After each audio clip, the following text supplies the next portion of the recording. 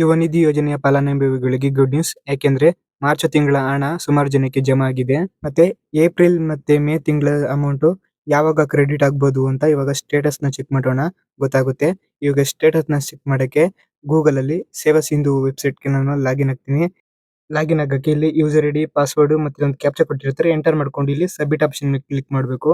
Next ಇಲ್ಲಿ 3 lines ಮೇಲೆ click ಮಾಡಿ ಇಲ್ಲಿ ಅಪ್ಲೈ ಫಾರ್ ಸರ್ವಿಸ್ ಅಂತ ಇರುತ್ತೆ, ಇದ್ರ ಮೇಲೆ ಕ್ಲಿಕ್ ಮಾಡಿ ಇಲ್ಲಿ ವ್ಯೂ ಆಲ್ ಅವೈಲೇಬಲ್ ಸರ್ವಿಸ್ ಅಂತ ಆಪ್ಷನ್ ಇರುತ್ತೆ, ಇದ್ರ ಮೇಲೆ ಕ್ಲಿಕ್ ಮಾಡ್ಕೊಬೇಕು. ನೆಕ್ಸ್ಟ್ ಇಲ್ಲಿ ಸರ್ಚ್ ಬಾರ್ ನಲ್ಲಿ ಯುವ ನಿಧಿ ಅಂತ ಸರ್ಚ್ ಮಾಡ್ಕೊಬೇಕು. ಇಲ್ಲಿ ಯುವ ನಿಧಿ ಅರ್ಜಿ ಸ್ಥಿತಿ ಪರಿಶೀಲನೆ ಅಂತ ಇರುತ್ತೆ, ಈ ಆಪ್ಷನ್ ಮೇಲೆ ಕ್ಲಿಕ್ ಮಾಡಬೇಕು. ನೆಕ್ಸ್ಟ್ ಈ ರೀತಿ ಬರುತ್ತೆ. ಇಲ್ಲಿ ಯುವ ನಿಧಿ ನೋಂದಣಿ ಅರ್ಜಿ ಸಂಖ್ಯೆ ಅಂತಿದೆಯಲ್ಲ, ಇಲ್ಲಿ ಯುವ ನಿಧಿಗೆ ಅಪ್ಲೈ ಮಾಡಿದಾಗ ಒಂದು ಅಕ್ನಾಲಜ್ಮೆಂಟ್ ಬಂದಿರುತ್ತೆ, ಅದರಲ್ಲಿ ಒಂದು ರಿಜಿಸ್ಟ್ರೇಷನ್ ನಂಬರ್ ಇರುತ್ತೆ, ಅದನ್ನ ನಂಬರ್ ಇಲ್ಲಿ ನಾವು ಎಂಟರ್ ಮಾಡ್ಕೊಬೇಕು. ಆ ಒಂದು ನಂಬರು ಸೆಲ್ಫ್ ಡಿಕ್ಲರೇಷನ್ ಸಬ್ಮಿಟ್ ಮಾಡಿರೋ ಅಕ್ನಾಲಜ್ಮೆಂಟ್ ಅಲ್ಲೂ ಸಹ ಇರುತ್ತೆ, ಅದನ್ನ ನಾವು ಇಲ್ಲಿ ಎಂಟರ್ ಮಾಡ್ಕೊಬೇಕು.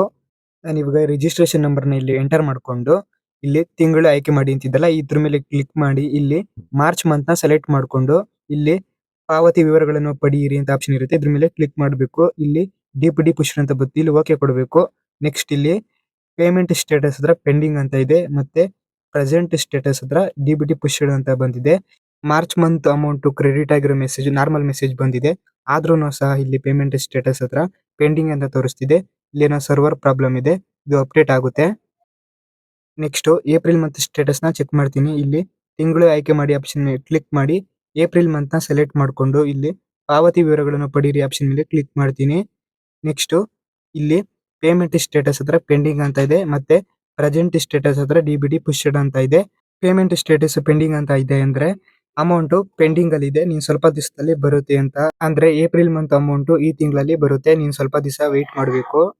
ನೆಕ್ಸ್ಟ್ ಮೇ ಮಂತ್ ನ ಸ್ಟೇಟಸ್ ನ ಚೆಕ್ ಮಾಡ್ತೀನಿ. ಇಲ್ಲಿ ತಿಂಗಳು ಆಯ್ಕೆ ಮಾಡಿ ಆಪ್ಷನ್ ಮೇಲೆ ಕ್ಲಿಕ್ ಮಾಡಿ ಮೇ ಮಂತ್ ನ ನಾನು ಸೆಲೆಕ್ಟ್ ಮಾಡ್ಕೋತೀನಿ. ಸೆಲೆಕ್ಟ್ ಮಾಡ್ಕೊಂಡು ಇಲ್ಲಿ ಪಾವತಿ ವಿವರಗಳನ್ನು ಪಡೀರಿ ಆಪ್ಷನ್ ಮೇಲೆ ಕ್ಲಿಕ್ ಮಾಡ್ಕೋತೀನಿ. ಇಲ್ಲಿ ಪ್ರೆಸೆಂಟ್ ಸ್ಟೇಟಸ್ ಹತ್ರ your application will completed 180 days ಅಂತಾನೆ ಬರ್ತಿದೆ. ಮೇ ಮಂತ್ ಸ್ಟೇಟಸ್ ಅಲ್ಲಿ ಅಪ್ಡೇಟ್ ಆಗೋದಿದೆ, ಯಾಕೆಂದ್ರೆ ಸುಮಾರು ಜನಕ್ಕೆ ಅಮೌಂಟ್ ಕ್ರೆಡಿಟ್ ಆಗಿರೋರ್ಗು ಸಹ ಸ್ಟೇಟಸ್ ಅಲ್ಲಿ ಈ ರೀತಿ ತೋರಿಸ್ತಿದೆ.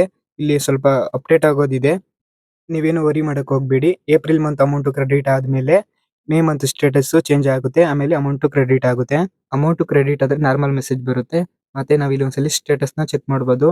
ಮತ್ತೆ ಡಿ ಅಂತ ಆ್ಯಪ್ ಇದೆ ಗೌರ್ಮೆಂಟ್ ನವರದು, ಆ ಒಂದು ಆ್ಯಪ್ ಅಲ್ಲೂ ಸಹ ನಾವು ಅಮೌಂಟ್ ಯಾವಾಗ ಬಂತು ಏನು ಎತ್ತ ಅಂತ ನಾವು ತಿಳ್ಕೊಬಹುದು.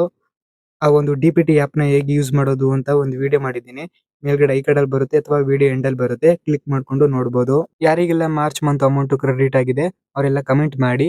ಮತ್ತೆ ನೆಕ್ಸ್ಟ್ ನಾನು ಇದೇ ತರದ ವಿಡಿಯೋಸ್ ನ ಅಪ್ಲೋಡ್ ಮಾಡಿದಾಗ ನೀವು ನೋಡ್ಬೇಕು ಅಂದ್ರೆ ಈ ವಿಡಿಯೋ ಕೆಳಗಡೆ ಫ್ರೀಯಾಗಿ ಸಬ್ಸ್ಕ್ರೈಬ್ ಅಂತ ಬಟನ್ ರೀತಿ ಕ್ಲಿಕ್ ಮಾಡಿ, ಮತ್ತೆ ಪಕ್ಕದಲ್ಲಿರೋ ಬೆಲ್ ಐಕಾನ್ ಮೇಲೆ ಕ್ಲಿಕ್ ಮಾಡಿ ಆಲ್ ಅಂತ ಸೆಲೆಕ್ಟ್ ಮಾಡ್ಕೊಳ್ಳಿ. ವಿಡಿಯೋ ಇಷ್ಟ ಆದ್ರೆ ಒಂದು ಲೈಕ್ ಮಾಡಿ, ಹಾಗೆ ನಿಮ್ಮ ಫ್ರೆಂಡ್ಸ್ ಮತ್ತೆ ಫ್ಯಾಮಿಲಿಗೂ ಶೇರ್ ಮಾಡಿ.